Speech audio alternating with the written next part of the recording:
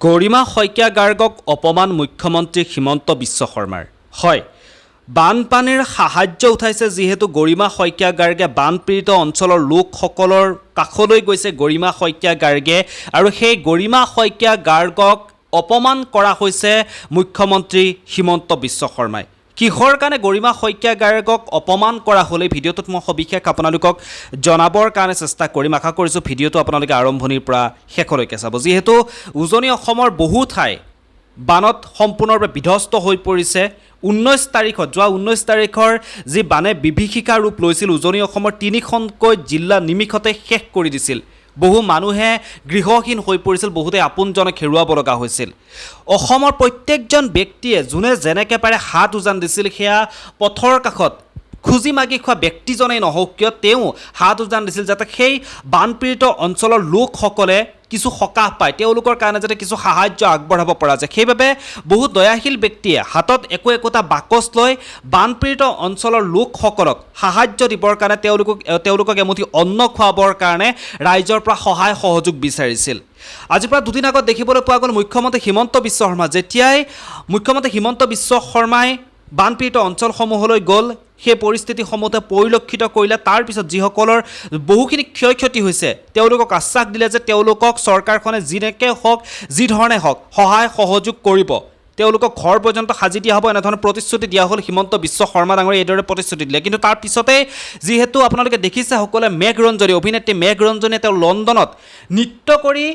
বান সাহায্য তোলা দেখিবলৈ পোৱা গৈছিল সামাজিক মাধ্যমত সেই ভিডিঅ'টো ভাইৰেল হৈ পৰিছিল লণ্ডনৰ নিচিনা এখন ঠাইত তেওঁ নৃত্য কৰি ৰাইজৰ পৰা সহায় সহযোগ বিচাৰিছিল অসমৰ সেই বানপীড়িত লোকসকলৰ কাৰণে যাতে কিবা এটা কৰিব পৰা যায় তেওঁলোকক যাতে কিঞ্চিতমান হ'লেও সহায় সহযোগ কৰিব পৰা যায় আৰু সেই ভিডিঅ'ই যেতিয়া সামাজিক মাধ্যমত ভাইৰেল হৈ পৰিছিল তাৰ পিছতেই মুখ্যমন্ত্ৰী হিমন্ত বিশ্ব শৰ্মা ডাঙৰীয়াই এনেকুৱা এটা বিশেষ মন্তব্য আগবঢ়ালে যি মন্তব্যই কিন্তু সকলোকে আচৰিত কৰি তুলিছে এক প্ৰকাৰ গৰিমা শইকীয়া গাৰ্গ জুবিন গাৰ্গৰ পত্নী গৰিমা শইকীয়া গাৰ্গকো সেই মন্তব্যই কিন্তু অপমান কৰা দেখিবলৈ পোৱা গ'ল হিমন্ত বিশ্ব শৰ্মা ডাঙৰীয়াই ক'লে যে এইদৰে হাতত বাকচ লৈ ৰাইজৰ ওচৰত সহায় খোজাটো বানপীড়িত লোকৰ কাৰণে ৰাইজৰ ওচৰত সহায় খোজাটো কিন্তু একেবাৰে বেয়া কথা হৈছে ইয়াৰ পিছত যদি কোনোবাই এনেকুৱা কাম কৰে তেতিয়াহ'লে কিন্তু আইনৰ ব্যৱস্থা লোৱা হ'ব এনেধৰণৰ মন্তব্য আগবঢ়াইছিল হিমন্ত বিশ্ব শৰ্মা ডাঙৰীয়াই যিহেতু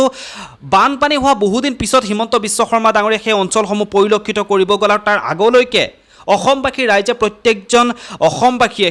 তেওঁলোকে সেই বানপীড়িত লোকসকলক সহায় সহযোগ কৰি আছিল কণ্টেণ্ট ক্ৰিয়েটৰসকলে হওক শিল্পী সমাজখনে হওক অসমৰ প্ৰত্যেকজন জনসাধাৰণে সেই বানপীড়িত অঞ্চলৰ লোকসকলক সেই তিনিখনকৈ জিলা যি বানে বিধ্বস্ত কৰি পেলাইছিল সেই তিনিখনকৈ জিলাৰ প্ৰত্যেকজন লোককে সহায় সহযোগ কৰিবৰ কাৰণে চেষ্টা কৰিছিল গোটেই অসমবাসী ৰাইজে তাৰ পিছত হিমন্ত বিশ্ব শৰ্মা ডাঙৰীয়াই যি মন্তব্য আগবঢ়ালে যে সেইদৰে হাতত বাকচ লৈ ৰাইজৰ পৰা দান বৰঙণি তোলাটো কিন্তু একেবাৰে ভাল কথা নহয় এতিয়া চৰকাৰখন সেই বানপীড়িত অঞ্চলৰ লোকসকলৰ লগত আছে চৰকাৰখনে তেওঁলোকক সহায় সহযোগ কৰিব গতিকে এইদৰে হাতত বাকচ লৈ কোনোবাই যদি সহায় খুজিব যায় তেতিয়াহ'লে তেওঁলোকৰ ওপৰত কিন্তু আইনী ব্যৱস্থা লোৱা হ'ব আৰু সেই কথাটো যেতিয়া হিমন্ত বিশ্ব শৰ্মাই ক'লে তেতিয়াই কিন্তু বহু ব্যক্তিৰে যিসকল ব্যক্তিয়ে এইদৰে কষ্ট কৰি তেওঁলোকৰ কাৰণে কিবা এটা কৰাৰ চেষ্টা কৰিছিল তেওঁলোকক সহায় সহযোগ কৰিছিল তেওঁলোকৰ গাত লগাৰ পিছত এক প্ৰকাৰ আপোনালোকে দেখিছে গৰিমা শইকীয়া গাৰ্গ জুবিন গাৰ্গৰ পত্নী গৰিমা শইকীয়া গাৰ্গ তেওঁ যিহেতু যথেষ্টখিনি কষ্ট কৰিছিল যথেষ্ট কষ্ট কৰি সেই বানপীড়িত অঞ্চলৰ লোকসকলক যাতে কিবা অলপ কৰিব পৰা যায় তেওঁলোকক যাতে সহায় সহযোগ কৰিব পৰা যায় এমুঠি যাতে অন্ন তেওঁলোকক যোগান ধৰিব পৰা যায় তাৰ বাবে গৰিমা শইকীয়া গাৰ্গেও ৰ'দ বৰষুণ একাকাৰ কৰি হাতত বাকচটো লৈ পইচা সংগ্ৰহ কৰিছিল যিহেতু জুবিন গাৰ্গকো আমি দেখিছিলোঁ এনেধৰণৰ যেতিয়াই যিকোনো এটা বিপৰ্যয় হৈ পৰে অসমখনত যেতিয়া এনেধৰণৰ বিপদৰ পৰিৱেশ দেখা দিয়ে তেতিয়া জুবিন গাৰ্গ ওলাই আহিছিল জুবিন গাৰ্গে ওলাই আহি এইদৰে হাতত বাকচ লৈ ৰাইজৰ পৰা সহায় সহযোগ বিচাৰিছিল যাতে সেই কষ্ট পোৱা ব্যক্তিসকলক যিসকল ব্যক্তিয়ে কষ্টত আছে তেওঁলোকক যাতে সহায় কৰিব পৰা যায় আৰু সেই জুবিন গাৰ্গৰ আদৰ্শ মানি এতিয়া গোটেই অসমবাসী ৰাইজে সেই জুবিন গাৰ্গৰ আদৰ্শতে নামি আহিছে সেই জুবিন গাৰ্গৰ আদৰ্শতে হাত উজান দিছে বৰ্তমান সময়ত দেখিবলৈ পোৱা গৈছে আৰু